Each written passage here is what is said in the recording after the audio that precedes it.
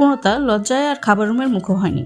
যতই নিজেকে কুল রাখার চেষ্টা করছে, তো লজ্জা তো আর কাটছে না। রমজানের এই নির্দিষ্ট সময়গুলো নিয়ে পূর্ণতার আগে ভীষণ মন খারাপ হতো। সে খাওয়া দাওয়া না করেই মুখ গোমড়া করে বসে থাকতো। তখন তার দাদি বলেছিল, আরে বোকা, রমজানে আল্লাহ আমাদের নিয়ামত দিয়েছেন, এ সময় খাবারের কোনো হিসাব করা হয় না। মুখ ভোতা করে রাখিস না, শুধু খাবি আর খাবি এই টাইমে। আয় আমার সামনে আয়, আমি দেখি তুই খা। সে তখন থেকেই পূর্ণতার এই অভ্যাস শুরু হয়েছে। সত্যি এই সময়টাতে সে খেতেই থাকে। শাহেদা বেগমের মতে পুরো রমজান মাসের না খায় থাকা পুষিয়ে নেয়। কিন্তু ইরাত অপরিচিত কেউ, তার সামনে এমনটা হওয়া একদম বাজে ঠেকছে। সর্বশেষে লজ্জার জল দিয়ে যেতেই হলো বাবার ডাকে। পূর্ণতা খাবার টেবিলে এটা ওটা এগিয়ে দিচ্ছে সকলকে। ইরাদের কাছে আজকের অভিজ্ঞতাটা বেশ বিচিত্র, তার বেশ ভালোও লাগছে। সাদমান সাহেবের সাথে তার ইতিমধ্যে আলোচনা শুরু হয়ে গেছে। অবাক করার বিষয় হলো ঈশা আজকে নিজের হাতে খাচ্ছে। ইরাদ সবচেয়ে আগ্রহ সহকারে শাকের বোলা তুলে নিল। বেশ বিচলিত হয়েই মুখে দিয়েছিল সে। পূর্ণতা প্রীতি দুজনেই তার গতিবিধি লক্ষ্য করছে। ইরাদ শাকের বড়া কয়েকটি খেয়ে নিল এক নাগারে। শাহেদা বেগমের দিকে তাকিয়ে বলল, আন্টি এই জিনিসটা দারুণ, আমি বোধহয় আজকে প্রথম খেলাম। এটা হচ্ছে শাকের বড়া। আমার মনে হয় তুমি কিছু খাবারের মধ্যে সীমাবদ্ধ, তাই খাওয়া হয়নি এটা। তা না হলে বর্ণনা অনুযায়ী তোমার মা আমাদের জেলার, বড় কথা উনি গ্রামের মেয়ে। এই খাবারটা ওনার প্রিয়র তালিকায় থাকার সম্ভাবনা অলমোস্ট 100 ভাগ। ইরাদ মাথা নেড়ে জানালো, সত্যিই তাই। ছোটবেলা থেকে চিকেন আর বিফ ছাড়া খাবার মুখে পড়ে না, তাই বড় হওয়ার পরও মা আর জোর করেনি। ইরাদ অবাক হয়ে লক্ষ্য করলো শাহেদা বেগম ভীষণ গুছিয়ে কথা বলেন, তার বিবৃতিও ভীষণ উৎকৃষ্ট মানের। এখন বুঝতে পারছে পূর্ণতা এত ভালো করে বক্তা হওয়ার কারণ কি।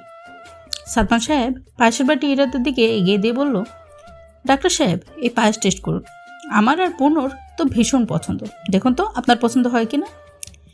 ইরাদ হেসে কিছুটা চেখে দেখার জন্য তুলে নিল। মুখে দেওয়ার পর তার মনে হলো সত্যিই দারুণ। ইরাদ ধীরে সুস্থে পায়েস শেষ করে বলল, আন্টি অনেস্টলি বলি, আমি মুখ চড়া স্বভাবের। দাওয়াত রক্ষা করা তো আমাকে দিয়ে কখনোই হয়নি। আজ কতদিন পর দাওয়াত রক্ষা করছি। আমি জানি ফর্মালিটি যে মেনটেন করতে পারছি না, তবে মূল কথা হচ্ছে আপনার রান্নার হাত দারুণ। মাত্র ইফতার করে সব ঠিকঠাক খেতে পারবো না। আমি ধীরে সুস্থে সবগুলো আইটেম টেস্ট করব। আজকে এই বাসা থেকে ভোজন রসিক হয়ে তবেই ফিরবো। পূর্ণতা হেসে ফেলল। লোকটার ততটাও অহমিকা বোধ নেই। সমস্যা হচ্ছে যে সে তার ছোটবেলা থেকেই একটা প্রতিবন্ধকতার সম্মুখীন হতে হয়েছে। ইফতার শেষে নামাজের উদ্দেশ্যে সাদমান সাহেব আর ইরাদ পাশের মসজিদে যাবে। প্রীতির সাথে ইরাদের ভালোই কথা জমে গিয়েছে।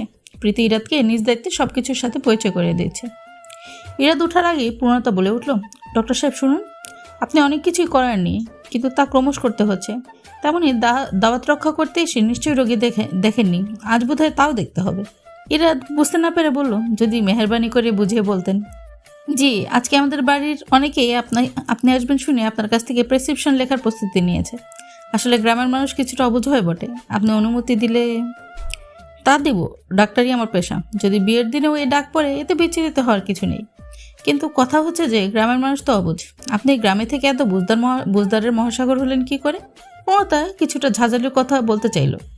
তখন সাদমান সাহেব কথা কেড়ে বললেন, ডাক্তার সাহেব আসুন। ইরাদ বিনীত ভঙ্গিতে তাকে অনুসরণ করলো। এই লোকের প্রতি কেন যেন অভূতপূর্ব শ্রদ্ধা ভর করেছে। এই যে তার ছেলের বয়সী হওয়া সত্ত্বেও ইরাদ তাকে উপাধি অনুযায়ী সম্মান ও স্নেহ দিচ্ছেন একসাথে। এটি এই ইরাদকে মুগ্ধ করেছে। মসজিদে যাওয়ার পথে দুজনের দুরকম অনুভূতি হলো। ইরাদ যে কখনো বড় হওয়ার পর বাবার সাথে এভাবে মসজিদে যায়নি। আমার সাদমান সাহেবের শখ ছিল ছেলের সঙ্গে পালা করে জামাতের উদ্দেশ্যে যাওয়া, কিন্তু মহান করুণাময়ের ইচ্ছায় তার কোনো পুত্র সন্তান হয়নি। সাদমান সাহেব অবাক হলেন সৃষ্টিকর্তার ক্ষমতা ও মহিমা দেখে। তিনি চাইলে কি না করতে পারেন, সবই তার ইচ্ছে। এই যে বান্দার এই ক্ষুদ্র অনুভূতি তিনি এভাবে পূরণ করেছেন, এমন অভিনব উৎকৃষ্ট উদাহরণ কেবলমাত্র তিনিই রাখতে পারেন। মসজিদ থেকে বের হয়ে ইরাদ রাশেদকে কল দিল।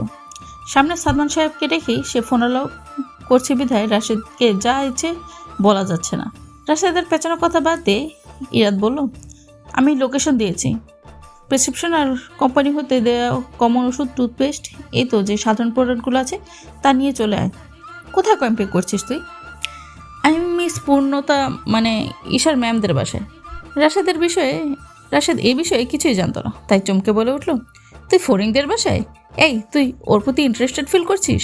আমি বাড়িয়ে বলছি পছন্দ করছিস, আর এটাকে সম্পূর্ণ বাড়িয়ে তুই কি ওদের বাড়ি গিয়ে বিয়ের করতে হাজির হয়েছিস? আজহার, ফিহা, ইকলাব ওরা কিছু জানে বলবো? ইরাত শুকনো হাসলো। নেহাত এই বাবার বয়সী লোকটির সামনে তাই কিছু বলা যাচ্ছে না।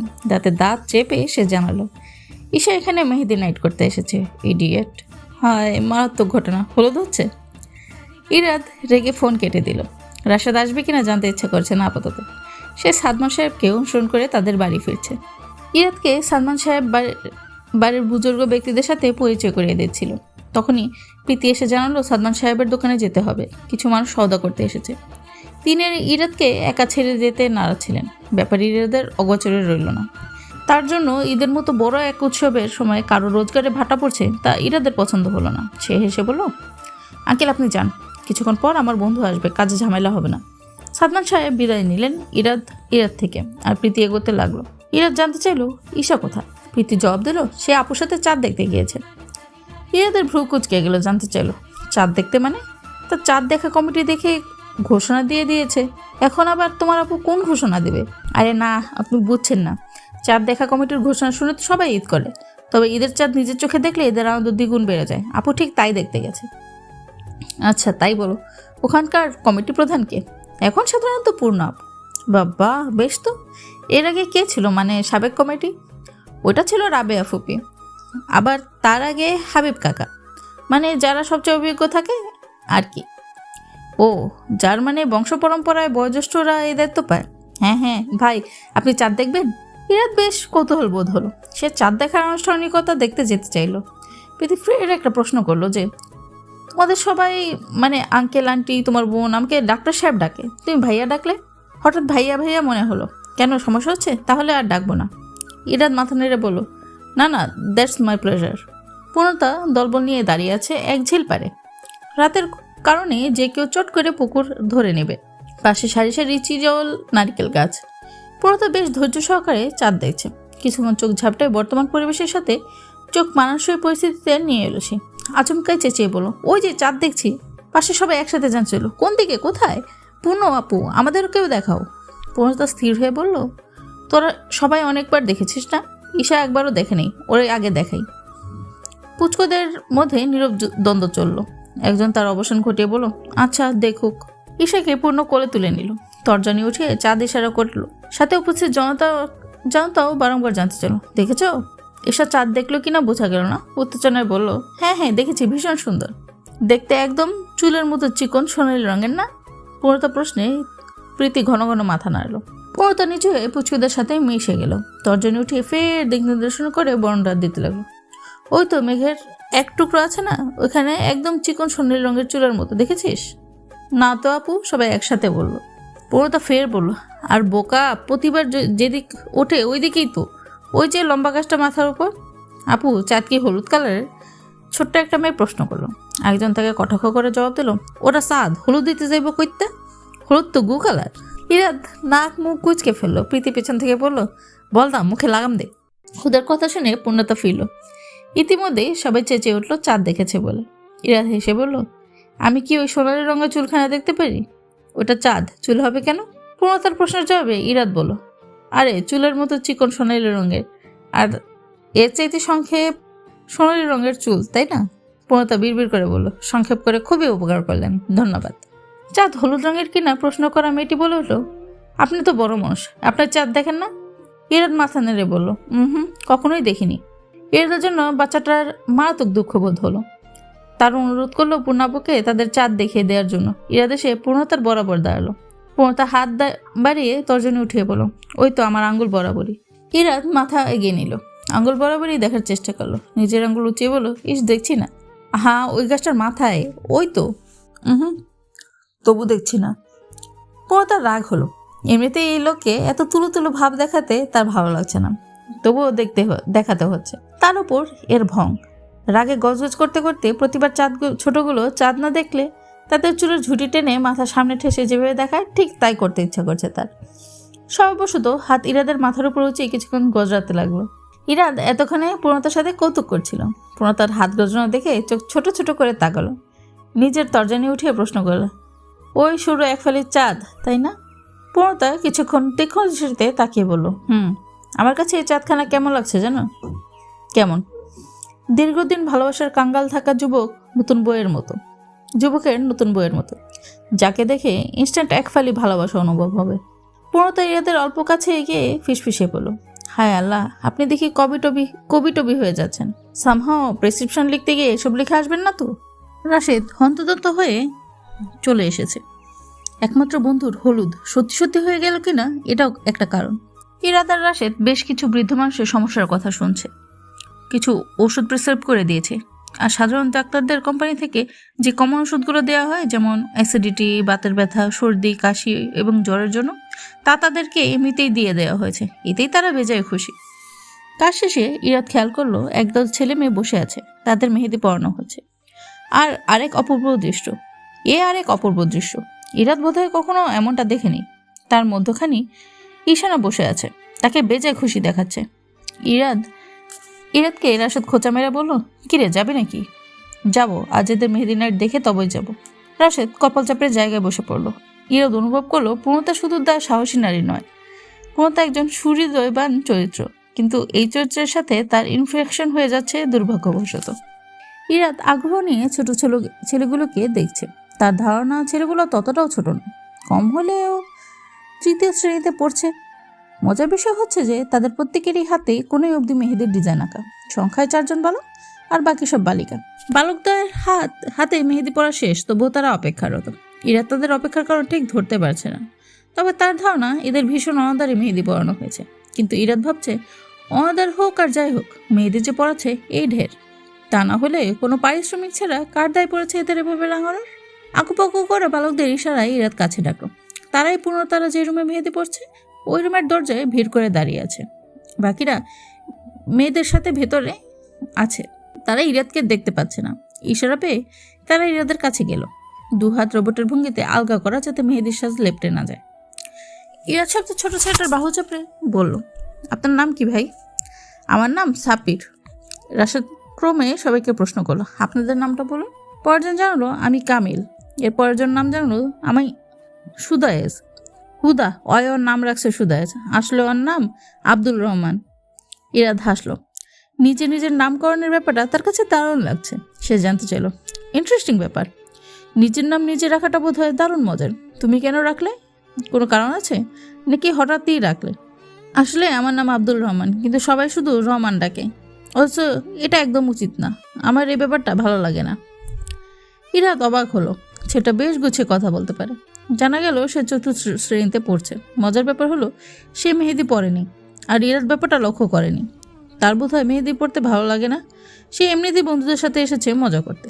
ইরাদ সাবির ছেলেটার দিকে তাকিয়ে বলল, তোমরা ছেলের হাতে মেহেদি পড়েছো কেন? কে, আপনি দেখেন না পোলারা মেহেদি দেয়? আমি তো তালু দেই নেই এখনো, মাত্র উল্টা পিড়ো দিছি। আপনারা কত পিঠে মেহেদি দিতে চাইছেন? সেটি হাত নাড়িয়ে বলল, হাতও পাও। ওরে বাবা, পায়েও দেবেন? না, আপু তো দিয়ে যাইতেছে না। প্রীতিকে এই সময় আসতে দেখা গেল। সম্ভবত জানতে চাইছে তাদের কোনো কিছু লাগবে কিনা। ইরাদ জানতে চাইলো অন্য কিছু প্রশ্ন করলো, তোমাদের এই মেহেদি দেওয়ার ব্যাপারটা বলো তো। কোন ব্যাপার? এদের মেহেদি পরিয়ে দেয় কে? পূর্ণ আপু, আরও 2টো আপু আছে। ছোটগুলিকে আমরা দিয়ে দিই, আর বড়দের আপুরা দিয়ে দেয়। এমন কেন? এটা একটু অবিচার হয়ে গেল না?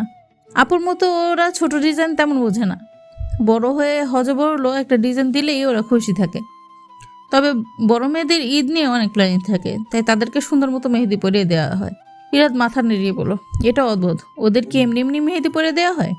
না, এমনি কোথায়। এই যে মেহেদি পরা ঘিরে একটা আনন্দ হচ্ছে, এই আনন্দের কারণটা হচ্ছে ওরা, এই জন্যই তো মেহেদি পরে দেওয়া হয়। ইরাদ আরও কিছুক্ষণ গল্প করল। ঈশার মেহেদির পরানোর পর্ব চলছে, এই ফাঁকে তাদের খাবার দেওয়া হচ্ছে। ইরাদ বেশ মনোযোগ সহকারে খাবার খাচ্ছে। সে শাহেদা বেগমের রান্নার স্বাদ উপভোগ করতে চাইছে একাগ্রতার সাথে। তবে একটা সমস্যা হচ্ছে যে তার বারবার জানতে ইচ্ছে করছে ওই ছেলেটাকে পায়ে মেহেদি পরিয়ে দেওয়া হবে কিনা। খাবার শেষে ইরাদ সিদ্ধান্ত নিল যে এই পুচকুদের ঈদের সালামি দেওয়া হবে। রাশেদ বলল, চাইলে একজনের হাতে হাতে টাকা দেওয়া যেতে পারে, কিন্তু ইরাদ নারাজ। তার মধ্যে সালামির টাকাগুলো বাচ্চাগুলো তার বাবাকে নিয়ে দিবে, আর তারা তার নিজের কাছে রেখে দেবে। এতে করে তাদের কিছু পাওয়া হবে না। ঈদ উল ফিতরের ফিতরা ইরাদ সবসময় বড়দের হাতেই তুলে দিতে দেখেছে, কিন্তু ছোটদের দেওয়া হয় না। তাই সে সিদ্ধান্ত নিয়েছে ছোটদের দেবে, এতে করে তারা নিজেদের ইচ্ছে মতো কিছু একটা করবে। তবে এটা মোটেও ফিতরা না, এই হচ্ছে ঈদের পক্ষ থেকে তাদের উপহার। আজকে সুন্দরতম রাত দেখতে পারার কারণ স্বরূপ ধন্যবাদ। এদের আরেকটা ইচ্ছা করছে সায়েদা বেগমকে সালামি দিয়ে বলতে, আন্টি আপনাকে যদি আমি সালামি দিই ব্যাপারটা কেমন হবে? আমি কখনো আমার মাকে এভাবে সালামি দিইনি। মায়ের কাছে নাকি অঢেল টাকা আছে, তাই তিনি নেয় না। আপনি কি নেবেন? তবে সে বলতে পারলো না। ভীষণ লজ্জা লাগলো। ইরাদ রাশেদকে জোর করে বাজারে পাঠালো। আদেশ বাচ্চাদের দেওয়ার জন্য আইসক্রিম আর চকলেট আনতে হবে। বাচ্চাদের নিশ্চয়ই চকলেট আইসক্রিম বেশ পছন্দ, এসব পেলে তারা খুশি হবে। সালামি মানেই যে টাকা হতে হবে তা কে বলছে? রাশেদ চলে যেতেই ইরাদের ডাক পড়ল। ঈশার মামার কথা বেশ মনে পড়ছে, তাই সে মামাকে দেখবে আর মেহেদি পড়বে। পূর্ণতা প্রথমে তাকে মানা করানোর চেষ্টা করেছে, তবে শেষ অবধি আর হয়ে ওঠেনি। বড় লোকের বাচ্চাদের এই একটা সমস্যা, তারা যা চায় তাই দিতে হয়। এবার যত হয়ে যাক। পূর্ণতার চোখে মুখে এবার বিরক্তির ছাপ ফুটল। সে কোনো মতেই চাইছিল না ইরাদ এখানটায় আসুক। ইরাদ কক্ষে প্রবেশ করে দেখল সে সাব্বির কামিল নামে এক বালকরা বসে আছে। সেও হাঁটু ভাঁজ করে তাদের সাথে মেঝেতে বসে পড়ল। পূর্ণতা চকিতে বলল, এ কী করছেন? আপনি মাটিতে বসছেন কেন? আহা, একটু বসি না, এমন করছেন কেন? পূর্ণতা কিচ্ছুটু বলো না। ইরাদ লক্ষ্য করে দেখলো সেই ছেলেটার পায়ে মেহেদি নেই, তাই নিয়েই সে বিরাট মন খারাপ করে বসে আছে। প্রথমে ভেবেছিল আজকাল কারণ ছাড়া মানুষ কিছুই করে না, অথচ এইরূপ মেয়েরা নাকি নিজ ইচ্ছায় সবাইকে মেহেদি পরিয়ে দেয়। এখন বুঝতে পারছে কেন তারা কারণ ছাড়াই নিজের হাত, ঘাড়, কোমরের ওপর চাপ প্রয়োগ করে এই কাজটি করে, শুধুমাত্র একটু করে হাসির জন্য। বড় কোমল আর পবিত্র সেই হাসি। রাশেদ ফিরল অল্প কিছু সময়ের মধ্যেই। প্রত্যেকের জন্য একটা ছোট্ট ব্যাগ, তাতে রয়েছে একটা সিল্ক ডেরি মিল্ক, একটা আইসক্রিম আর খামে তাদের সালামি। ইরাদ একটি ব্যাগ হাতে নিল, হাতে গিয়ে আব্দুল রহমানের দিকে এগিয়ে বলল, সুদায়েজ ভাই আসুন, ঈদের মোবারকবাদ জানাই।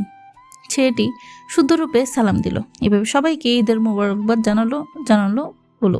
ইরাদ প্রীতির দিকে তাকিয়ে বলল, ভাইয়া তুমি আমাকে ঈদ মোবারক বলবে না? অবশ্যই ভাইয়া, ঈদ মোবারক। ইরাদ হেসে বলল, আমার সাথে কর্মরোদন করা যাবে? প্রীতি বালিকা হলেও সংকোচ বোধ করলো। ইরাদ বুঝতে পেরে ইশারের প্রীতিকে ডাকলো। তাকে একটা ঝলমলে ছোট শপিং ব্যাগে গিয়ে দিয়ে বলল, এটা তোমার জন্য, আর ওই বকি চকলেটগুলো দেখছো না, তোমার বোনকে খাওয়াবে। দেখা গেল তেতো মুখ থেকে এক ফোঁটা হলেও মিষ্টি কথা বের হবে। ঈদের দিন অদ্ভুত সুন্দর। পূর্ণতা ঈদের আগের রাতে ঘুমায় না। মেহেদি পরা নিয়ে তারা সব ধাঁচের সবাই প্রায় ভালোই রাত জাগে, কিন্তু ঘুম পোষাতে সকালে ঘুমায় না। দ্রুতই উঠে পড়ে, মায়ের সাথে হাত লাগিয়ে সে টুকিটাকি কাজ সেরে ফেলে, যাতে করে মা দ্রুত কাজ সেরে পরিপাটি হতে পারে। এবার পূর্ণতার প্রায় অর্ধেক কাজগুলো গুছিয়ে রেখেছিল। শাহেদা বেগম মজা করে শ্যামাই রান্না করছে। কাল ইরাদ সাথে করে কয়েক প্রকার মিষ্টান্ন এনেছে, তাই মিষ্টি দ্রব্য তৈরির ঝামেলা পোহাতে হয়নি।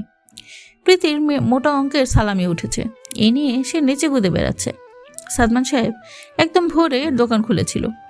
ঈদের জামাত অনুষ্ঠিত হবে সকাল 8টায়, তাই তিনি 7টার দিকেই বাড়ি পৌঁছে গেছেন।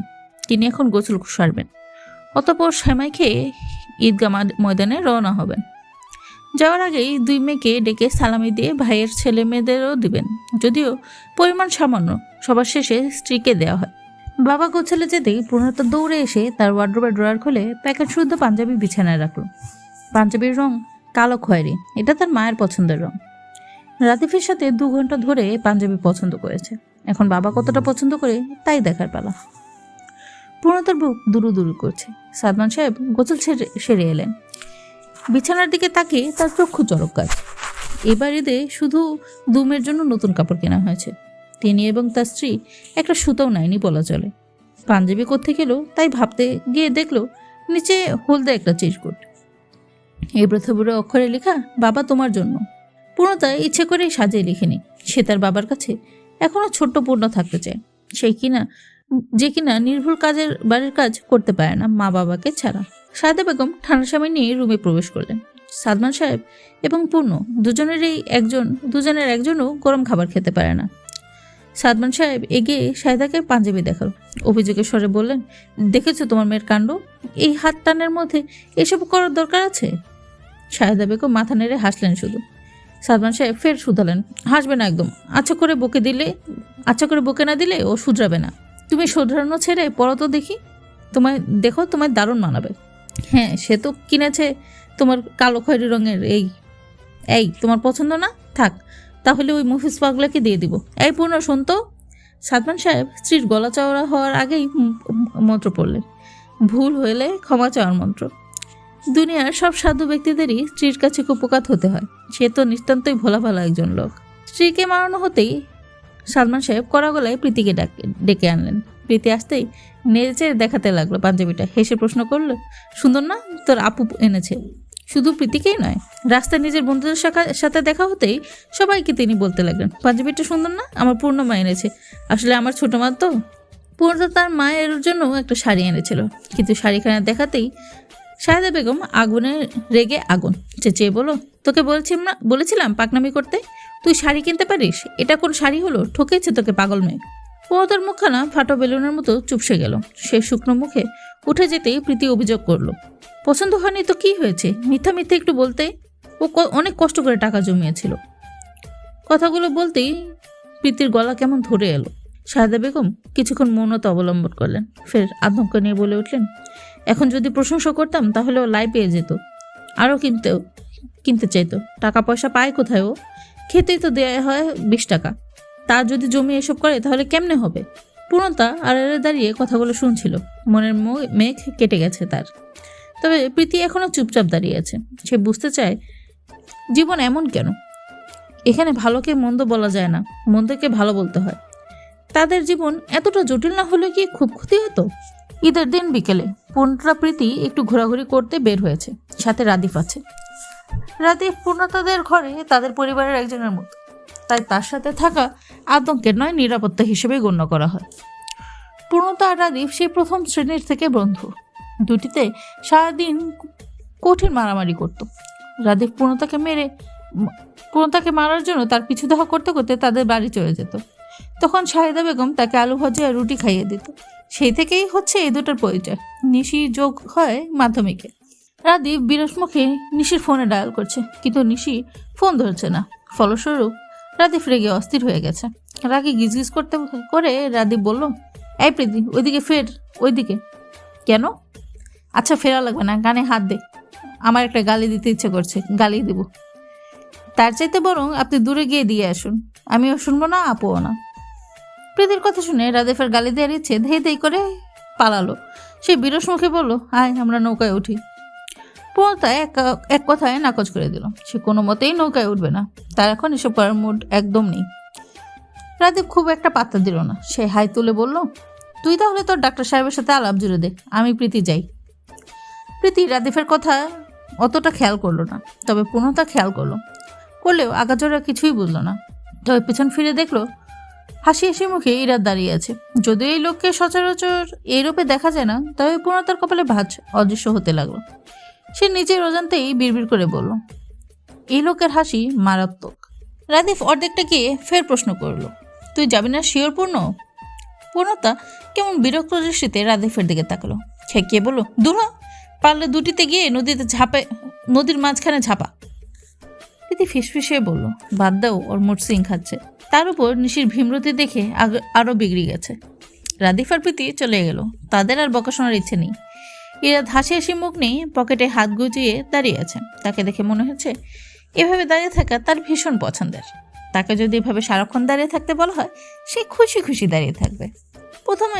প্রথমে গাছারা ভাব নিয়ে দাঁড়িয়ে রইল। বেশ কিছু সময় পার হয়ে গেল, কিন্তু ইরাদের মধ্যে কোনো প্রকার নড়চড় না দেখে ভ্রু জোড়া কিঞ্চিত কুচকে গেল। পূর্ণতা কাটকাট গলায় প্রশ্ন করলো, কি চাই?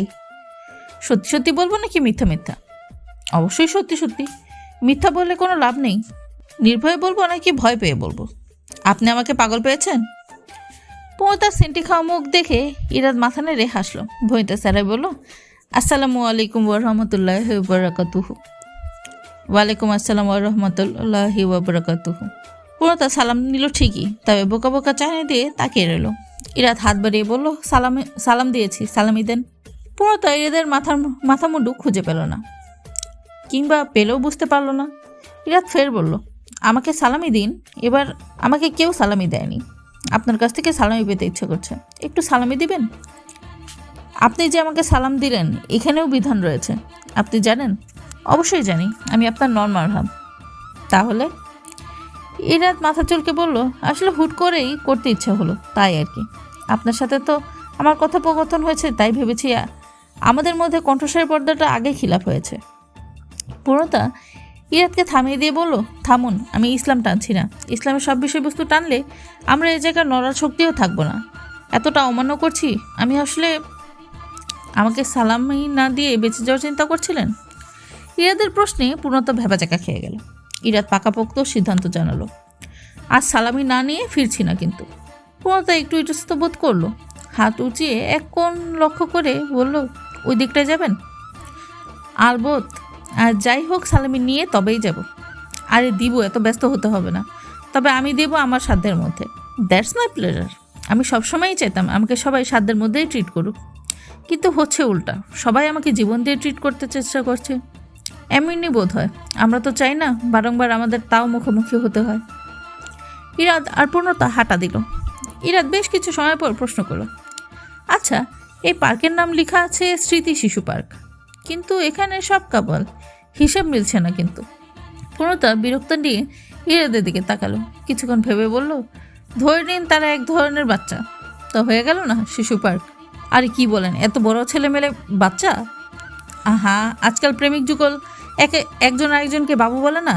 তাছাড়া ওরা একজন আরেকজনকে অবুঝ বাচ্চার মতোই ট্রিট করে। ইরাদ আচমকে হাততালি দিয়ে বলল, চমৎকার, আপনি চমৎকার যুক্তি দিতে পেরেছেন তো। আপনার একজন যুক্তিবিদ হওয়া উচিত ছিল, লাইক উপন্যাস বিশারদ। পূর্ণতা আর চোখে ইরাদের দিকে তাকালো। অল্প কিছু সময় পর বলল, আপনাকে আজ একটু অন্যরকম লাগছে। ইরাদ নড়ে চড়ে দাঁড়ালো, কিছু বলতে চাইলো, কিন্তু পূর্ণতা সময় দিল না। পাশের দোকানে কিছু সময় ব্যয় করে ফিরে এলো। ইরাদের দিকে একটা নীল খাম এগিয়ে দিয়ে বলল, ঈদ মোবারক ডাক্তার সাহেব। তার খুব বলতে ইচ্ছা করলো, আপনি আমার দেখা সবচেয়ে সুহৃদয়বান মানুষ। আপনাকে আমার মারাত্মক ভালো লাগে। আপনি সারা জীবন এমনই থাকবেন, কেমন? ভীষণ ভালো একজন ডাক্তার হয়ে আপনি এভাবেই হাসবেন। আপনার হাসি চমৎকার। মেয়েদের সুহাসিনী বলে তো আপনাকে আমি সুহাস বলে সম্বোধন করব কিনা বুঝতে পারছি না। আমার দ্বিধা কাটিয়ে দিন ডক্টর সাহেব, আমার এমন দ্বিধা ভালো লাগে না। কিন্তু মুখে বলল, আপনি একজন কসাই ডাক্তার বোধ হয়। আমার আপনাকে দারুণ বিরক্ত লাগে। তবে কালকে আমাদের বাড়ির বাচ্চাদেরকে সুন্দর মুহূর্ত উপহার দেওয়ার জন্য ধন্যবাদ। এমনিতে আমার ইচ্ছা করে আপনাকে আচ্ছা করে বকে দিই। এই হাসবেন না বলছি, আমার ভালো লাগে না। এদের মুখের হাসি হাসি ভাব মোটেও উদ্ভব হলো না। সেও সমান তালে বলে উঠল, আপনাকেও আমার ভীষণ অসহ্য লাগে। আপনি কথা বললে আমার কানে তুলো গুজে রাখতে ইচ্ছে করে, কিন্তু আমার তুলো গুজে রাখা নিষেধ আছে, তাই বাধ্য হয়ে আপনার কথা শুনছি। পূর্ণতা চোখ উল্টে বলল, হুঁ। ইরাদও একই তালে বলে উঠল, আপনিও হুঁ। ইরাদ পূর্ণতার পাশাপাশি দাঁড়িয়ে এখন বিরোধিতা করাটা অদ্ভুত, তাই অবাক হয়ে দেখছে ফিহা, রাশেদ, আজহার আর বাকি বন্ধুদের সদস্যরা। শুধুমাত্র একজন এই কঠিন মুখশ্রী নিয়ে দাঁড়িয়ে আছে, সে হলো ইকলাব। ইরাদের আনুষ্ঠানিক এক ব্যাচের যে বন্ধু মহল, এরা আপাতত একটু চিনমুড়ে থাকা ডাক্তার। ডাক্তারের পেশায় খাওয়া দাওয়ার ও সময় নেই, এই কথাটা আপাতত তাদের ধরতে পারেনি। তারা এখন এই কথায় বিশ্বাসী, যতদিন সময় আছে ততদিন চিল ইয়াংম্যান। তাদের এই ধারণা বোধ হয় আরও কিছু সময় টিকে থাকবে। আরেকটা কারণ হচ্ছে এরা সবাই বড়লোক বাবা মায়ের ছেলে মেয়ে, কাজেই টাকার পিছনে ছোটার মতো মানসিকতা এখনো হয়নি এদের। শুধু রাশেদ ভিন্ন, তবে তার অতটা ঝামেলা পোহাতে হয় না, কারণ এ ব্যাপারে বেশিরভাগ হ্যাংআউট তাদের জেলায় হচ্ছে। এর একমাত্র কারণ ইরাদ। তাদের সার্কেলের বন্ধুত্ব ততটা গভীর নয়। তারা নির্দিষ্ট একটা সময় একত্রিত হয়, একজন আরেকজনের বায়োডাটা সম্পর্কে খোঁজ খবর নেয়, এইটুকুই। ফিহা হাত উঁচিয়ে বলল, ওদের কিউট লাগছে না দেখ। আজার মাথাটা নেড়ে বলল, ঠিক তাই, কিন্তু ইয়েটা এত বোকা কেন? ও তো যেতে চাইছিল না, আমি জোর করে পাঠালাম। এসব বাদ দাও, আমি আর তুমি এতদিনের কাপল, অথচ আমাদের একসাথে ঈদের চাঁদই দেখিনি। এটা কি বলো তো আজহার, তুমি হেভি আনরোমেন্টিক। আজহার শুকনো মুখে তাকালো। এই হয়েছে, এখন খুঁচিয়ে খুঁচিয়ে এটা ওটা টপিক বের করে প্রমাণ করে ছাড়বে সে ফিহাকে ভালোবাসে না। শুধু তাই নয়, সময় পেলে তাকে হত্যা করে নারী কেলেঙ্কারি করার মতো সাহসও তার রয়েছে। আজহার ভীষণ অসহায় বোধ করলো। নারী জাতির স্বভাব এই হচ্ছে তার শখের পুরুষকে বিপদে ফেলা।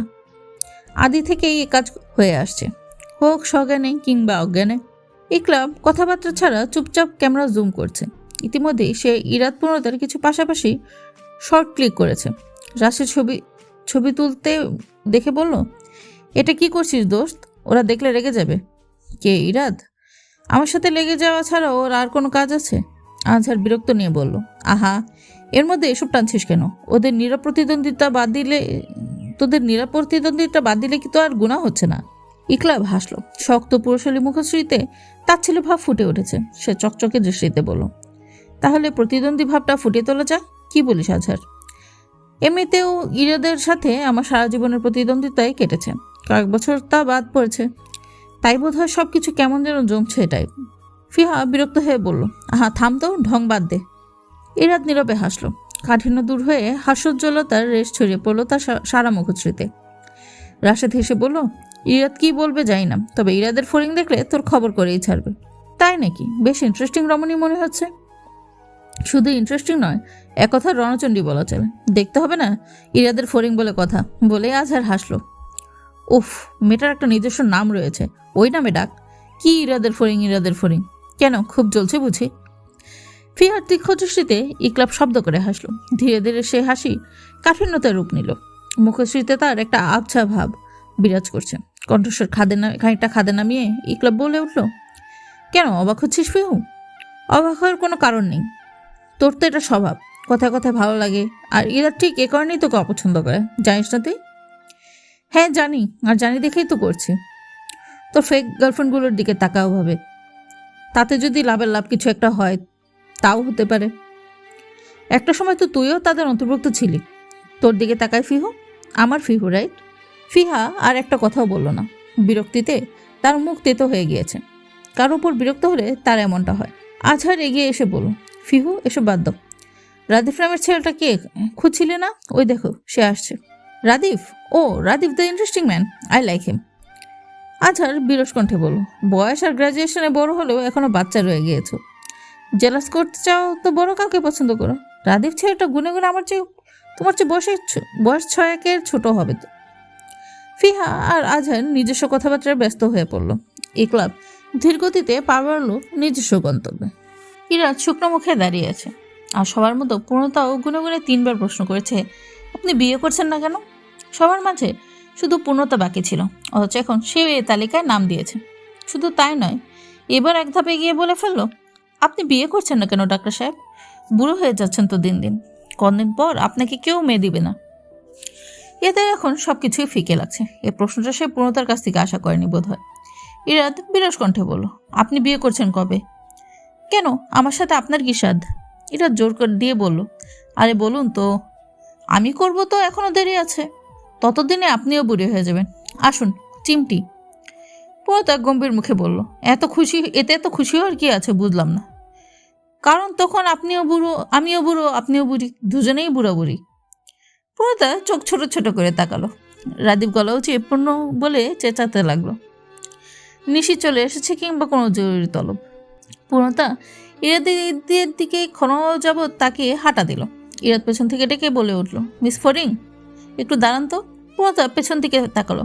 ততক্ষণে সূর্যের অবশিষ্ট লালাভ রশ্মি একাধারে নদীর জলে আর ভূস্থলে বিরাজ করছে। তার কিছুটা পূর্ণতার মুখে পড়েছে। লাল চিলতে আলোতে পূর্ণতাকে রাঙা মেয়ে ঠেকছে ইরাদের কাছে। হিজাবের আড়ালে পূর্ণতার চোখে বিরাজমান বিশালতায় এই ইরাদের মন কাটছে। সে গিয়ে একটা কাগজ মোড়ানো প্যাকেট দিল পূর্ণতাকে। আচমকা পূর্ণতার মুখের উপর ঝুঁকে বলল, আপনি কবে বিয়ে করছেন মিস ফরিং? আমিও ঠিক সেদিনই করছি, বুঝেছেন আপনি? বলে গটাগট পা ফেলে চলে এলো। পূর্ণতা থমথমে মুখে কাগজের আবরণ ছাড়ালো। ইরাদের কথার নেগেটিভ মিনিং মস্তিষ্কে হানা দিচ্ছে, কিন্তু সে যথাসাধ্য চেষ্টা করছে কথাটা স্বাভাবিকভাবেই নেয়ার। কিন্তু মন মানতে নারাজ। শত হোক, প্রথম দেখার ভালো লাগা ছিল এই ব্যক্তি, আর ঝগড়াটি সম্পর্ক হয়ে উঠেছে বিধায় স্বীকার করা যাচ্ছে না। প্যাকেটে বেশ কয়েকটা সিল্ক, ডেরি মিল্ক এবং কিটক্যাট চকলেট দেখা গেল। সাথে নীল চিরকুটে লেখা আছে, আপনি আমার সাথে এত বিরস মুখে কথা বলেন কেন মিস ফরিং? এই চকলেটগুলো খাবেন, এতে যদি আমার সাথে খানিকটা মিষ্টি কথা বলা হয়। তবে আমার ধারণা চকলেটের সুইট সাইড নয়, ডার্ক চকলেটের তেতো সাইডটি কাজে দিবে। সব কিছু এত অদ্ভুত কেন বলুন তো? আপনি আসার পর থেকে অদ্ভুত সুন্দরও বটে। পর্দা বেশ কয়েকবার পড়ল চিরকুটটি, অতপর টুক করে ব্যাগে পুরে নিল। সে তীক্ষ্ণ দৃষ্টিতে ইরাদের পথে চেয়ে আছে, সুচালো চোখে দেখছে এই রহস্যময় মানুষটাকে, আর মস্তিষ্কে আলোড়ন হচ্ছে তার এক একটা এলোমেলো শব্দ। অথচ সে একটু অনুভব করতে পারল না ঠিক ততটাই তীক্ষ্ণ দৃষ্টিতে আরও একজোড়া চক্ষু তার দিকে নিবিদ্ধ। প্রতিটি বন্ধু মহলে একজন থাকে যে কিনা ঘটিত ঘটনা সম্পূর্ণরূপে বর্ণনা করতে পারে। রাশেদও তাই। ইকলেবের বলা প্রতিটি কথা সে হুবহু ইরাদের কাছে উপস্থাপন করেছে। তাই নিয়ে আপাতত ইরাদের ভীষণ রকমের মেজাজ খারাপ। যদিও সে শুনেছে হাতে গোনা 2 থেকে 3 মাস পর। সেদিনের পর তার সাথে আর পূর্ণতার দেখা হয়নি। পূর্ণতা এখন মাত্রাতিরিক্ত ব্যস্ত। হওয়ারই কথা, কয়েকদিন পরেই তার উচ্চ মাধ্যমিক পরীক্ষা অনুষ্ঠিত হবে। পূর্ণতা একটা উজ্জ্বল ভবিষ্যতের লক্ষ্য, তার প্রস্তুতি নেওয়ার জন্য প্রয়োজন ছিল আরও আগে থেকেই। সে যাই হোক, পূর্ণতা তার বাড়ির টিউশনগুলো ছেড়ে দিয়েছে। ইরাদের বোনের ধারণা সে কবে যেন ঈশাকে পড়ানো ছেড়ে দেবে। এতদিনে ঈশা পূর্ণতার ভক্ত হয়ে গিয়েছে। এখন যদি পূর্ণতা হুট করে তাকে পড়াতে আসা বন্ধ করে দেয়, মারাত্মক এক ঝামেলা পোহাতে হবে। তবে ইরাদ নিশ্চিত যে পূর্ণতা আসবে, অন্তত তার অ্যাডমিশন টেস্টের প্রিপারেশনের আগ পর্যন্ত আসবে। কারণ পূর্ণতা একজন সেলফ ডিফেন্ডেন্ট নারী হতে চায়, তাই টিউশনে করাচ্ছে। তার বাসার সবাই এটার কথা জানলেও ইরাদ জানে মূল সত্যিটা। ইরাদ ভালো করেই জানে পূর্ণতা অভাবের সংসারে টানা পোড়ানোর জন্য পড়াচ্ছে। ইরাদের ভাবনা ছেদ পড়ল তার মায়ের ডাকে। আজ তার কোন আত্মীয়ের গায়ে হলুদ, মেয়ের বিয়ে দিতে বেগ পেতে হয়েছিল। রাজিয়া বেগম ইরাদের মা সাহায্য করেছেন, কাজেই তাদের সম্পূর্ণ পরিবারে যেতে হবে। ইরাদ নারাজ, সে এসব ঝামেলার মাঝে নেই। অথচ তার মা এক কথায় জব করে যাচ্ছেন। কাজেই বিরক্ত হয়ে ইরাদের ওই বাড়ির উদ্দেশ্যে হাঁটা দিতে হলো। এখনও সকাল, বিয়ের বাড়ি তাদের বাড়ির কাছেই। এখন ওই বাড়িতে যেতে হবে, ওখানে দুপুর অবধি থাকতে হবে। বিরক্তিতে ইরাদের কপাল ক্রমশ কুঁচকে এলো। পূর্ণতা শুকনো মুখে গুঁড়ো দুধ দিয়ে ভাত মাখাচ্ছে। তাই দেখে প্রীতির চোখ রসগোল্লার আকার ধারণ করেছে। পূর্ণতার দুধ ভাত ছোটবেলায় বেশ প্রিয় থাকলেও বড় হওয়ার সাথে সাথেই ঠিক ততটাই অপ্রিয় হয়ে উঠেছে। তাই দেখে প্রীতির অবাকের পাল্লা ভারী হচ্ছে। পূর্ণতার মন খারাপ, মারাত্মক খারাপ। তার শীতকালে হাত ফেটে যাওয়ার বাতিক আছে। এই ফাটা মাঝে মধ্যে এতটাই মারাত্মক হয়ে যায় যে হাতে পানি লাগলেও জ্বালা করে। এখন স্বাভাবিক অবস্থায় আছে। এখন শুধু তরকারি ঝোল বা ঝোল জাতীয় কিছু সংস্পর্শ পেলেই জ্বালা ধরে। এছাড়াও একটা কারণ আছে, আজ তার গলায়ও ঘা হয়েছে, তাই তরকারির ঝোল খাওয়া সম্ভব হচ্ছে না। পূর্ণতার এবার বেশ খারাপ লাগছে। 12 মাস তার একটা না একটা অসুখ লেগেই থাকে। সবসময় হাসি মুখে আলহামদুলিল্লাহ, আল্লাহর রহমত বললেও এখন কান্না পাচ্ছে তার। সবসময় অসুস্থ থাকে বিধায় এই খারাপ লাগা নিয়েই এগিয়ে যাচ্ছে। তাছাড়া বাবা মায়ের টানাপোড়েনের সংসারে তারা দুজনেই অসুস্থ। কাজেই নিজের অসুস্থতার কথা যথাসম্ভব চেপে যাওয়ার চেষ্টা করে সে। এতে করে তার মার ধারণা হয়ে গিয়েছে পূর্ণতার সমস্যাগুলো গুরুতর নয়, কিংবা মনে হলেও 7 দিনেই চিকিৎসা সেবা প্রদানের। কিন্তু পূর্ণতার মারাত্মক কষ্ট হচ্ছে। 12 মাস রোগীদের এই একটা সমস্যা, সবসময় অসুস্থ থাকায় আশেপাশের লোকজনগুলোর কাছে ব্যাপারটা খুব স্বাভাবিক হয়ে ওঠে। কাজেই তাদের কষ্টের ব্যাপারটা তার অনুধাবনের চেষ্টাও করে না। কিন্তু সে ঠিকই প্রতিনিয়ত কষ্ট ভোগ করে চলছে। ব্যাপারটা এমন যে ভোগান্তি হচ্ছে, কিন্তু তার মূল্য নেই। সায়দা বেগম বললেন, এবার এসএসসির পর ভালো ডাক্তার দেখাতে হবে। এখন তোর ফর্ম ফিল আপের রেস্টটা যাক। পূর্ণতা মাথা নেড়ে সম্মতি দিল। মাঝে মধ্যে একটু উল্টাপাল্টা চিন্তা এলেও এটা সত্যি যে তার বাবা মা নিরুপায়। তাদের কাছে সত্যিই পরীক্ষার ফর্ম ফিল আপ একটা কঠিনতম ধাপ। এর জন্য সে কলেজের প্রথম থেকেই তার মা একটা মাটির ব্যাংকে টাকা জমা করেছিল পরীক্ষা, অ্যাডমিশন যাবতীয় খরচপাতির জন্য। তেমনি ঘটা করে ডাক্তারের কাছে যাওয়াও কম কিছু নয়। চেক আপ, ওষুধপাতি, ডাক্তারের ভিজিট, ওষুধের একটা কোর্স শেষ করা, আবার দেখাতে যাওয়া, সব মিলিয়ে একটা জমকালো খরচ। সবার জন্য নয়, শুধু তাদের জন্য। পূর্ণতা বিরস মুখে কয়েক লোকমা ভাত খেয়ে নিল। বাকি ভাতটুকু বুগুলি শুনিয়ে প্রীতিকে খাইয়ে দিল। প্রীতির আবার দুধ ভাত খেতে পছন্দ। প্রীতি হাসতে হাসতে বলল, একটা কথা শুনলে তুমি আমাকে নিয়ে অনেক অনেক হাসবে। এটা রীতিমতো মান সম্মান নিয়ে খেলার মতো তথ্য। বল, আমি কাউকে বলবো না। প্রীতি ভরসা পেয়ে গলা নিচু করে বলল, আমি আগে দুধ ভাত খেতে নিলে যখন আর খেতে ইচ্ছা করতো না, তখন ভাত চিপে দুধটুকু খেয়ে নিতাম। কারণ আম্মু একদিন বলেছিল দুধের অনেক দাম, আমাদের এই দামি জিনিসটা অপচয় করা ঠিক হবে না। কথাটি হাসি ছিল কিনা জানি, তবে পূর্ণ ও প্রীতি দুজনেই হাসতে হাসতে গড়াগড়ি খেতে লাগলো। চোখের কোণে জল এসে জমলো। তাদের হাসিতে ভাটা পড়লো সাদিয়াকে দেখে। প্রীতি আগ্রহ নিয়ে বলল, আজকেও মেয়েকে রেখে এসেছো? মেয়ের মা তুমি, মেয়ে থাকলেও না থাকলেও। বলে হাসতে লাগলো। সাদিয়া দুজনকে তাড়া দিয়ে বলল, রেডি হও, বিয়ের দাওয়াত পড়েছে। আমাদের সোনালির বিয়ে, মামি সহকারে যাচ্ছিস। সোনালির মায়ের তো আবার মামি অনেক প্রিয় বান্ধবী, তাতে ওদের যেতেই হবে। সবাই তোড়জোড় করলেও পূর্ণতা স্থির, সে যেতে নারাজ, যাবে না মানে যাবেই না। সায়দা বেগম এ ব্যাপারে কিছু বলতে পারছে না। তিনি ভাবছেন গেলে মেয়ের পড়ার ক্ষতি হবে, কিন্তু রেখে গেলে রান্না করতে গিয়ে আবার ঝামেলা বাঁধাবে। পূর্ণতাকে তিনি টুকিটাকি কাজ করায়, তবে পরীক্ষার বহুদিন আগে থেকে দা, বটি, ছুরি তার জন্য নিষিদ্ধ হয়ে যায়। কেননা শাহেদা বেগমের এক বড় বোন পরীক্ষার আগে হাত কেটে পরীক্ষা দিতে পারেনি, কোনো মতো লিখে পাশ করে এসেছে, অথচ ছিল তুখোর ছাত্রী। সে থেকে তিনি নিজেও পরীক্ষার আগে কাটাকুটি করেন না, মেয়েদের করতে দেন না। তাই ভেবেচিন্তে বলল, চল আজকে রাতই তো, কালকে দুপুরেই চলে আসবি। একদিনই তো মাত্র। প্রীতিও তাল মেলালো, যার উদ্দেশ্য একটু মজা করা, যদি তার বোনই না যায় তা সম্ভব হবে না। তাই প্রীতি ঘোষণা দিল, আপু না গেলে আমিও যাচ্ছি না। সাদিয়া অনবরত গুই গুই করে চলছে, একদিনই তো, এই পূর্ণ চল না চল। পূর্ণতা রাজি হলো। সত্যি বলতে তার ভীষণ লোভ হচ্ছে জমজমাট অনুষ্ঠানের। পূর্ণতারা বিয়ের বাড়ি এসেছে বেলা 11টায়, এখন অপরাহ্ন। পূর্ণতা এখনও অভুক্ত, পেটের মাঝে অ্যাসিডিটির আগ্রাসনের দমনে মুখ খিচে ভাত খাচ্ছে না ঠিক, সাদিয়া তাকে খাইয়ে দিচ্ছে। ইরাদ বাড়ির কর্তাদের সাথে কথা বলছিল। এই বিয়েতে ইরাদের মা অর্ধেক খরচ দিয়েছে, কাজেই বাড়ির সবাই ইরাদকে প্রধান বুজুর্গ টাইপের সম্মান দিচ্ছে। ইরাদ কথা শেষ করে এগোতেই পূর্ণতাকে দেখল। তার পাশে প্রীতি মিষ্টি দেখতে একটা বাচ্চা নিয়ে দাঁড়িয়ে আছে, আর সেদিনের ওই মেয়েটি পূর্ণতাকে খাইয়ে দিচ্ছে। ইরাদ দিক বিবেচনা না করে তার আঙ্গুল ধরে হাঁটতে থাকা ঈশাকে পূর্ণতার অবস্থান দেখে বলল, ওটা তোমার ম্যাম না? ঈশা উপর নিচে মাথা করে বিনা বাক্যে ছুটে গেল। দৌড়ে গিয়ে পূর্ণতার প্রীতিকে একসাথেই ঝাঁপড়ে ধরল। সারাদিন সঙ্গীহীন মেয়েটাকে রাজ্যের সব গল্প, সময় অসময়ে মজাদার খেলা, মন করা টিপস দেওয়ার মতো একমাত্র সুরিদ ম্যাম এই আছে তার কাছে। তারপর তাদের বাড়ি গিয়ে প্রীতির সাথেও দারুণ সখ্যতা গড়ে উঠেছে। কাজেই এই দুজন তার মাত্রা অতিরিক্ত পছন্দের। পূর্ণতা হকচকিয়ে গেল, আতঙ্ক নিয়ে প্রশ্ন করল, তুমি এখানে একা এসেছ? ঈশা মাথা নেড়ে জানালো। ইশারায় তার মাকে দেখিয়ে দিল। পূর্ণতা ইশারা অনুযায়ী তাকাতে ইরাদকে দেখতে পেল। ইরাদ পূর্ণতাকে দেখেই হেসে হাই হ্যালো জানালো। প্রীতি সাদিয়া হেসে ফেললেও পূর্ণতার মুখশ্রীতে থমথমে ভাব। সেই লোকের থেকে পালিয়ে বাঁচতে চায়। এই লোকের কথা বলা, বাচনভঙ্গি, তার ইশারা সবকিছুই পূর্ণতাকেই স্থির থাকতে দেয় না, তাকে ভীষণ আনমনা করে তোলে। পূর্ণতা জানে তাদের অসমতা, তাদের স্থান কাল কতটা বৈষম্যময়, তাই সে চায় সম্পর্ক না আগাক, কিন্তু মনকে সে মানে? তাই তো লুকিয়ে বাচ্চা থাকা। ইরাদ হেসে এগিয়ে এলো। ইরাদের হাসি দেখে পূর্ণতার মস্তিষ্কে ইতিমধ্যে আলোড়ন সৃষ্টি হয়ে গিয়েছে।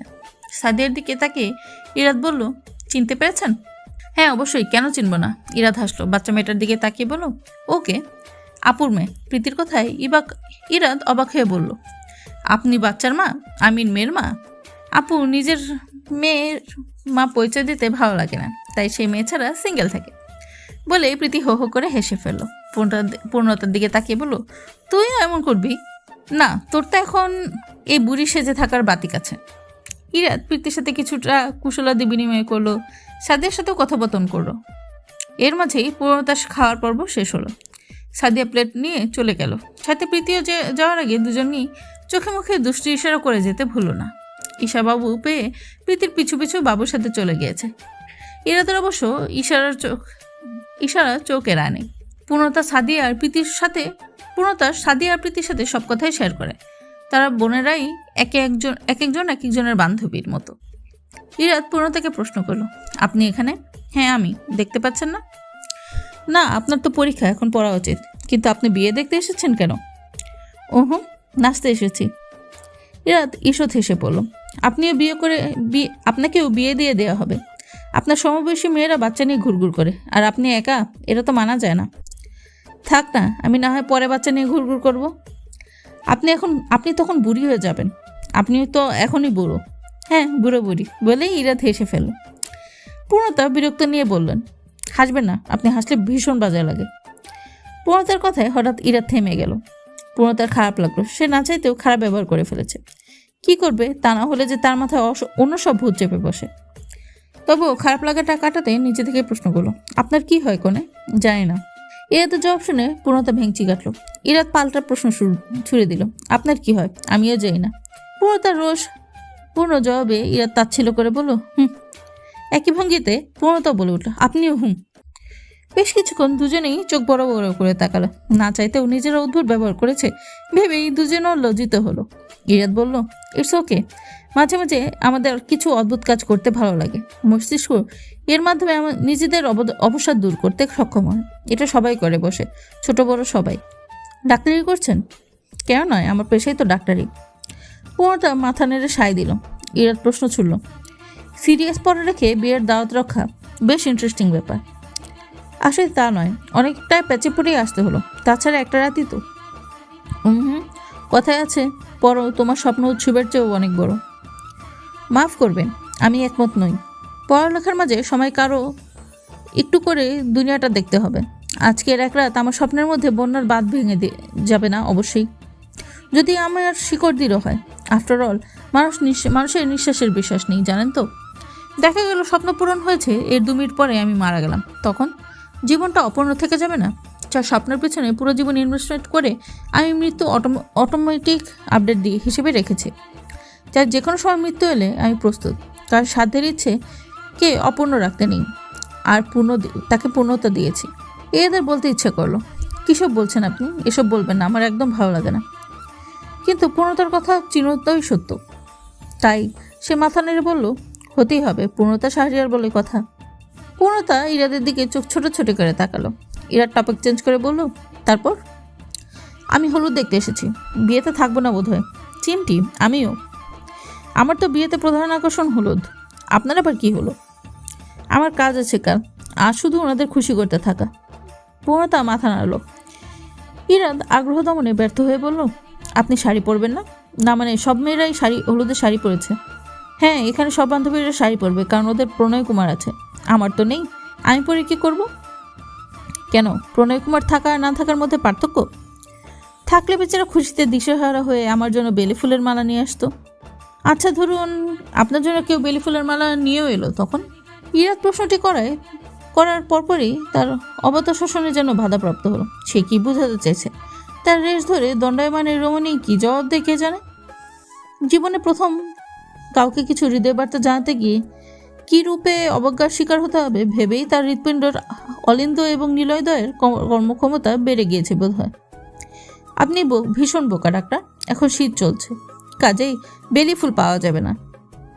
ইয়াদের বুক থেকে ভারী পাথর নেমে এলো। সে বেশ করে তপ্তশ্বাস ফেলল। পূর্ণতা হকচকিয়ে গেল। প্রশ্ন করল, কি হয়েছে? আপনার যদি কেউ শিলিমালা? তাও তো এখন পাওয়া যাবে না। আচ্ছা ধরুন সর্বসাধারণ রজনীগন্ধাই নিয়ে এলো, আপনি শাড়ি পরবেন? পূর্ণতা হেসে বলল, তার এইটুকু পরিশ্রমের শোধ দিতে শাড়ি পরার মাধ্যমে যদি হয় তবে বোধহয় পরব। ইরাদ ফোন তুলে সময় দেখলো, হেসে বলল, যাচ্ছি ফরিং, দেখা হবে। কোথায় যাচ্ছেন? কষাইখানায়। তবে এবার কষাইখানা হতে ইউনিক কিছু নিয়ে ফিরব। আমার বোধ হয় এটা খুব কমই করা হয়। কি? পূর্ণতা বিচলিত প্রশ্নে ইরাদ স্মিত হাসল। কণ্ঠস্বর খাদে নামিয়ে বলল, সর্বদা কাটাছেঁড়া করার হাতে পুষ্পমালা। ইরাদ ফিরবে বলছিল রাতে, কিন্তু তার মায়ের ফোনের তোড়ে টিকতে না পেরে বাধ্য হয়ে বিকেলেই ফিরতে হলো। ইরাদ ঠিক বুঝতে পারছে না গায়ে হলুদে থাকাটা কি দরকার। সে কি সেখানটায় চিকিৎসা করবে? ক্লান্ত এবং বিরক্ত নিয়ে ইরাদ বাড়ির সামনে গাড়ি ঘোরালো। হঠাৎ এক দৃশ্য দেখে সে থমকে গেল। তাদের বাড়ির বাউন্ডারির দেয়ালের সামনে দুপাশে লাগোয়া দুটি করে 4টি বেঞ্চি পাতা। বেঞ্চিগুলোর সাথে মাথা হেলিয়ে আছে ল্যাম্প। এর মাঝে একটি বেঞ্চিতে বসে আছে পূর্ণতা। তার পরনে হলদে রঙের শাড়ি, শাড়ির পাড় লাল। বড় অবহেলায় শাড়ির আঁচল পিঠ ছেড়ে মাটি ছুঁই। খোপা বাঁধা চুলগুলো কিছুটা বাঁধন ছেড়ে বেরিয়ে আছে। তারা আপাতত কপালে উড়ে এসে রাজ করার চেষ্টা চালাচ্ছে। খোপাটা ঘাড়ের প্রায় অর্ধেক খুলে গিয়েছে। হয়তো আর কিছুক্ষণের মধ্যেই চুলগুলো খোপার বাঁধন ছেড়ে পুরোটা পিঠময়ে ছড়িয়ে পড়বে। পূর্ণতা এই বেঞ্চিতে বসে আছে, তার পাশে লতানো গোলাপ। ক্লাইম্বিং রোজের বিস্তার অনেক দূর। লাল টুকটুকে ফুলগুলো বাতাসে দোল খাচ্ছে। তাদের ঝরে পড়া পাপড়িগুলো চারদিকে ছড়িয়ে ছিটিয়ে পড়ে আছে। কিছু এসে পূর্ণতার বিছানো আঁচলেও পড়েছে। এরা এতদিন শুধু পূর্ণতার কথাবার্তা আচরণে মুগ্ধ হয়েছিল। এই প্রথম সে পূর্ণতার সৌন্দর্য দেখে বিমোহিত হয়ে পড়ল। বলতে গেলে এভাবে এই প্রথম দেখেছে পূর্ণতাকে। তার এখন মনে হচ্ছে এই রমণী কোনো পুষ্পের রাজ্যের রানী। তার দু চোখ উপচে পড়ছে রাজ্যের সব বিষণ্ণতা। ইরাদ গাড়ি থামিয়ে নেমে পড়ল ঠিক পূর্ণতার সম্মুখেই। পূর্ণতা এক ধ্যানে নিজের নখ খোটাখুটি করছে। শাড়ি পরেছে ইরাদের বাড়িতেই। ইরা যখন জানতে পেরেছে পূর্ণতা শাড়ি পরবে তখন তাকে ধরে বেঁধে নিয়ে এসেছে। সাদিয়ার প্রীতিও শাড়ি পরেছে। তারা মহা ধুমধামে সাজগোজ করছে। পূর্ণতা ইরার কাছ থেকে শুনে বুঝতে পেরেছে ইরাদের ফিরতে বেশ রাত হবে। এই নিয়েই তার বেশ মন খারাপ হয়ে গেল। আর এই মন খারাপের রহস্য উদ্ঘাটন করতে পেরেই পূর্ণতা বেশ চিন্তিত হয়ে বসে আছে। আশেপাশে কোনো লোকজন নেই বিধায় মাথায় কাপড় নিয়ে ভাবছে না সে আপাতত। বেশি চিন্তিত তার নতুন এই অসুখ নেই। ইরাদ বেশ কিছুক্ষণ সময় ধরেই পূর্ণতাকে দেখছিল। সে তার গাড়ির সাথে হেলান দিয়ে বুকে হাত গুজিয়ে দাঁড়িয়ে আছে। ইরাদ গলা খাকারি দিতেই পূর্ণতা চমকে উঠল। ইরাদকে দেখে তার চোখ রসগোল্লার মতো আকৃতি ধারণ করেছে। ঝটপট শাড়ির আঁচল তুলে মাথায় দিল ভালো করে, চারপাশটা ঢেকে নিল। ইরাদকে একটুও বিচলিত দেখালো না। সে স্থির দৃষ্টিতে তাকিয়ে আছে। পূর্ণতা কি বলবে বুঝে উঠতে পারছে না। ইরাদ এই নীরবতা ভঙ্গ করে বলে উঠল, আমি আগে মনে করতাম কবিদের খেয়ে দিয়ে কাজ নেই বিধায় তারা কাজল চোখে মেয়েদের নিয়ে এত শত বুলি আওড়ায়। তবে আজ বুঝতে পারলাম সত্যিটা। কেমন সত্যি? পূর্ণতা জড়তা নিয়ে জানতে চাইল। ইরাদের জবাবের অপেক্ষায় পূর্ণতার বুক দুরু দুরু করতে শুরু করেছে ক্রমশ। ইরাদ ঠোঁট এলিয়ে হাসল, কারণ আমি আজ একজোড়া কাজল চোখ খুব করে আমার সর্বনাশ দেখতে পাচ্ছি। পূর্ণতা গলা শুকিয়ে এসেছে। সে হাসার চেষ্টা করে হাসফাস করল। ইরাদ ঘোর লাগা কণ্ঠে বলল, ইউনো, আজ আমার নামকরণ সার্থকতা পেয়েছে মিস ফরিং। কিভাবে? না মানে, বিকেলের হেরে পড়া সূর্যের লালচে আলোয় পূর্ণতার মুখটা রাঙা হয়ে উঠেছে। ইরাদের ধারণা লজ্জা পেয়ে আরও বেশি রাঙা হয়ে আছে ওই মুখশ্রী। সে হেসে বলল, now you look like a perfect ফরিং। এক রাঙা ফরিং। পূর্ণতার কথা খুঁজে পেয়ে অযথাই বলল, কিসব ফরিং টরিং বলছেন? আপনাকে একটা রূপক অর্থ দিই। পূর্ণতা হ্যাঁ না কিছুই বলল না, শুধু বোকার মতো ফেলফেল করে তাকিয়ে রইল। ইরাদ স্মিত হেসে বলল, সূর্যের হেলে পড়া এক বিকেলে ভীষণ স্থির আর প্রাণহীন জলাশয়ে ছিলাম আমি। শেষ বিকেলের আলো প্রতিফলিত হলেও কখনো রাঙা হয়নি। একটি ফড়িং শতডানার রং নিয়ে হাজির হয়েছিল এমনই এক গধূল বেলায়। আবছা আবিরের ধূসর মেঘ ছেয়ে ভর করেছিল আমার রংহীন জলাশয়ের অবহেলায় মাথা তুলে দাঁড়িয়ে থাকা কাঞ্চিতে। তখন সব রং, সব আবেগ প্রতিফলিত হয়েছিল তিরিং বিরিং নেচে চলা সেই সব রঙা ডানায়। সূর্যের একেবারে শেষ আলোটিতে প্রতিফলিত হচ্ছিল। দেখে অবাক ছিল আমার চারপাশ। শেষ থেকেই সব ধ্যান জ্ঞান তার গতিবিধির ওপর। ধীরে ধীরে আমি ফিরে পেলাম রঙিন স্বপ্ন। এখন আমি প্রতিদিন বাঁচি নিয়ম করে রংমহল বসে সেই প্রাণহীন জলাশয়ে। গোধূলির আবিরের কত শত রং প্রতিসরণ কি ফলন ঘটে তার হিসেব নেই। এই সব কিছুই সম্ভব হয়েছে একমাত্র মিস ফরিংয়ের জন্য। পূর্ণতার কান গরম হয়ে গেছে। তার মনে হচ্ছে কানে অজানা ধোঁয়ার সৃষ্টি হয়েছে। সে হকচকে কিছু বলার আগেই তার ডাক পড়ল। সাদিয়া গলা ছেড়ে ডাকছে। এত জোরে মানুষ হারিয়ে যাওয়া বাছুরকেও ডাকে না। ইরাদ সোজা হয়ে দাঁড়ালো। কাদের ব্যাগ থেকে সযত্নে রজনীগন্ধার মালা বের করে পূর্ণতার হাতের তালুতে রাখলো। স্মিত হেসে বলল, শিউলিমালা আনিনি ইচ্ছে করি, কারণ আমি রজনীগন্ধার মতোই সাদামাটা প্রেমিক। তা কেমন? না চাইতেও কৌতূহলবশত পূর্ণতা প্রশ্ন করল। ইরাদ মাথা নেড়ে বলল, এই যে রজনীগন্ধা ভীষণ সাদামাটা ফুল। আমি এর মতো সর্বসাধারণ কিছু স্বপ্ন চাই। তবে রেশ থেকে যাবে রজনীগন্ধার মতোই তীব্র সুবাস, অমরণ। বলেই ইরাদ আরেক দফা হাসল। শ্রান্ত দেহের ক্লান্তি উবে গেছে। সে হাসি হাসি বুকে হাঁটা দিল বাড়ির দিকে। পূর্ণতা রজনীগন্ধার মালার দিকে তাকিয়ে আছে তন্ময় হয়ে। সে বোঝার চেষ্টা করছে সাদামাটা স্বপ্নের তীব্রতর রেশ কি ঠিক এই পুষ্পরানী সুবাসের মতো। সাদিয়ার প্রীতিও শাড়ি পরেছে। তারা মহা ধুমধামে সাজগোজ করছে। পূর্ণতা ইরার কাছ থেকে শুনে বুঝতে পেরেছে ইরাদের ফিরতে বেশ রাত হবে। এই নিয়েই তার বেশ মন খারাপ হয়ে গেল। আর এই মন খারাপের রহস্য উদ্ঘাটন করতে পেরেই পূর্ণতা বেশ চিন্তিত হয়ে বসে আছে। আশেপাশে কোনো লোকজন নেই বিধায় মাথায় কাপড় নিয়ে ভাবছে না সে আপাতত। বেশি চিন্তিত তার নতুন এই অসুখ নেই। ইরাদ বেশ কিছুক্ষণ সময় ধরেই পূর্ণতাকে দেখছিল। সে তার গাড়ির সাথে হেলান দিয়ে বুকে হাত গুজিয়ে দাঁড়িয়ে আছে। ইরাদ গলা খাকারি দিতেই পূর্ণতা চমকে উঠল। ইরাদকে দেখে তার চোখ রসগোল্লার মতো আকৃতি ধারণ করেছে। ঝটপট শাড়ির আঁচল তুলে মাথায় দিল ভালো করে, চারপাশটা ঢেকে নিল।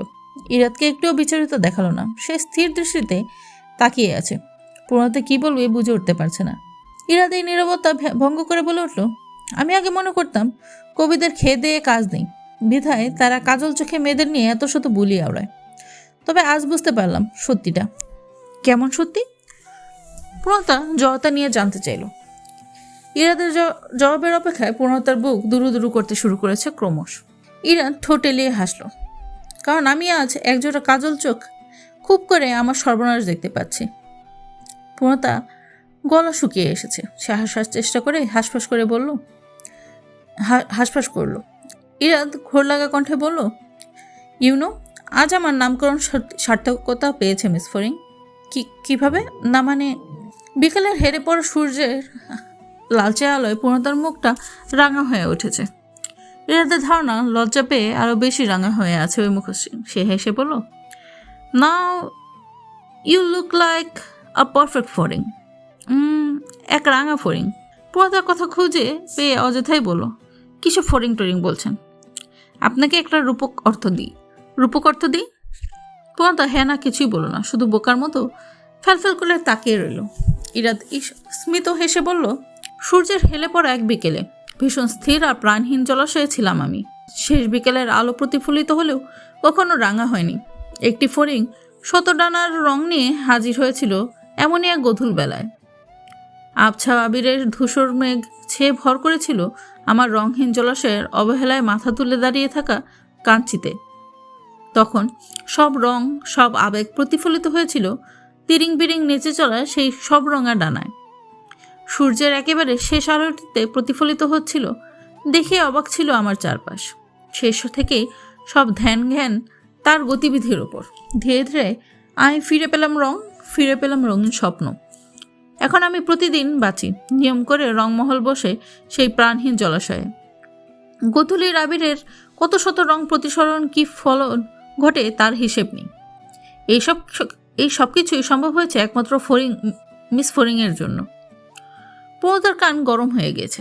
তার মনে হচ্ছে কানে অজানা ধোঁয়ার সৃষ্টি হয়েছে। সে হকচকে কিছু বলার আগেই তার ডাক পড়ল। সাদিয়া গলা ছেড়ে ডাকছে। এত জোরে মানুষ হারিয়ে যাওয়া বাছুরকেও ডাকে না। ইরাদ সোজা হয়ে দাঁড়ালো। কাদের ব্যাগ থেকে সযত্নে রজনীগন্ধার মালা বের করে পূর্ণতার হাতের তালুতে রাখলো। স্মিত হেসে বলল, শিউলিমালা আনিনি ইচ্ছে করি, কারণ আমি রজনীগন্ধার মতোই সাদামাটা প্রেমিক। তা কেমন? না চাইতেও কৌতূহলবশত পূর্ণতা প্রশ্ন করল। ইরাদ মাথা নেড়ে বলল, এই যে রজনীগন্ধা ভীষণ সাদামাটা ফুল। আমি এর মতো সর্বসাধারণ কিছু স্বপ্ন চাই। তবে রেশ থেকে যাবে রজনীগন্ধার মতোই তীব্র সুবাস, অমরণ। বলেই ইরাদ আরেক দফা হাসল। শ্রান্ত দেহের ক্লান্তি উপে গেছে। সে হাসি হাসি বুকে হাঁটা দিল বাড়ির দিকে। পূর্ণতা রজনীগন্ধার মালার দিকে তাকিয়ে আছে তন্ময় হয়ে। সে বোঝার চেষ্টা করছে সাদামাটা স্বপ্নের তীব্রতর রেশ কি ঠিক এই পুষ্পরানী সুবাসের মতো।